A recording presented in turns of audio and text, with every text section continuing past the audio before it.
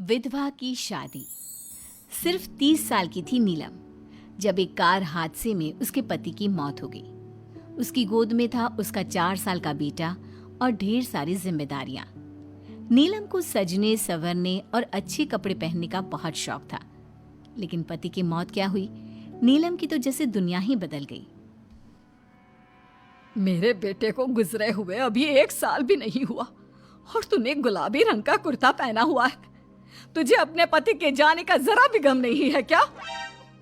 ऐसी बात नहीं है मम्मी जी, लेकिन पूरी जिंदगी सिर्फ रोकर तो नहीं गुजारी जा सकती ना। तो क्या करेगी? पार्टियां मनाएगी? अरे एक तो मेरा बेटा मर गया और तुम्हें कोई फर्क ही नहीं पड़ता। मम्मी जी, मेरा भी पति गया है और इस बात से मुझे कितना फर्क पड़ता है मैं आपको बता भी नहीं सकती। लेकिन अगर मैं रोती हूँ तो मेरा 4 साल का बेटा बहुत रोता है, अपने पापा को याद करता रहता है। उसे दिखाने के लिए ही सही मेरा ठीक से रहना बहुत ज़रूरी है। कुछ दिनों के बाद, मम्मी जी मैं नौकरी करना चाहती हूँ। लेकिन उसकी क्या जरूरत है? यहाँ घर में रह रहकर मेरा दम घुटता है। पूरा दिन मुझे अपने पति की याद आती है। कुछ देर के लिए ही सही घर से बाहर जाऊंगी तो शायद कुछ अच्छा लगे। ठीक है, जैसा तुम्हारा मन करता है वैसा करो, लेकिन ध्यान रखना ये ज्यादा चटक मटक रंगों के कपड़े पहनकर घर से बाहर जाने की जरूरत नहीं है, वरना दुनिया हमारे बारे में बातें करेंगी। अपनी सास की बात मानकर नीलम सफेद रंग के कपड़े पहनकर ऑफिस जाना शुरू कर देती है। ऑफिस में नीलम की एक सहेली बनती है, दिव्या।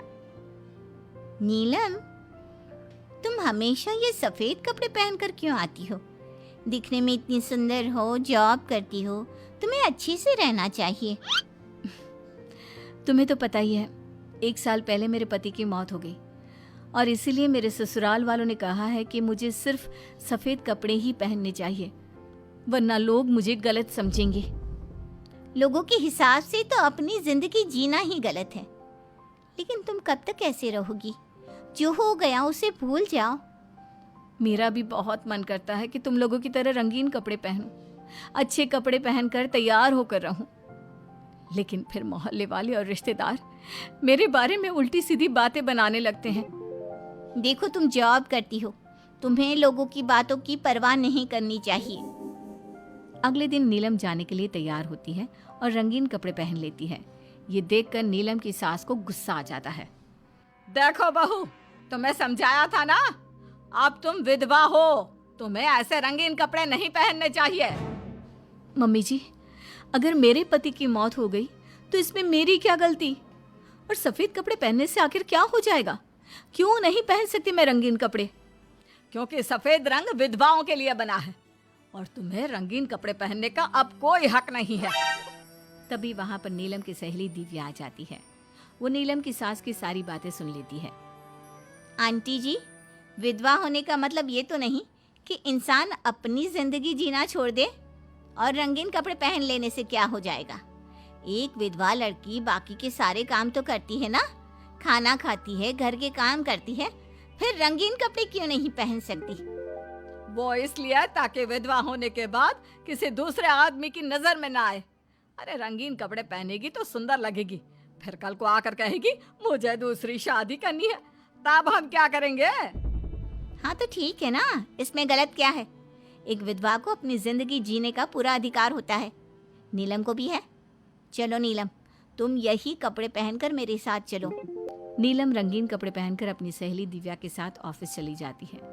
कुछ इसी तरह दिन बीतने लगते हैं, लेकिन अब पति के जाने के बाद नीलम बहुत उदास रहने लगी थी। क्या बात है, तुम इतनी उदास क्यों रहती हो? देखो, नए दोस्त बनाने चाहिए, लोगों से बात करनी चाहिए। तुमने देखा ना, कितनी मुश्किल से सफेद रंग के कपड़ों से मुक्ति मिली है, और अब रंगीन कपड़े पहनूंगी, दोस्त बनाऊंगी तो समाज मुझे वैसे ही जीने नहीं देगा। इस मामले में तुम्हें समाज की परवाह नहीं करनी चाहिए नीलम। लोगों का काम क्या है? बातें बनाना ही तो है। कुछ दिनों के बाद नीलम के ऑफिस में एक लड़का आता है। उसका नाम अमर था। वो धीरे धीरे नीलम को पसंद करने लगता है और एक दिन वो नीलम से कहता है, नीलम, तुम मुझे बहुत अच्छी लगती हो, मैं तुमसे शादी करना चाहता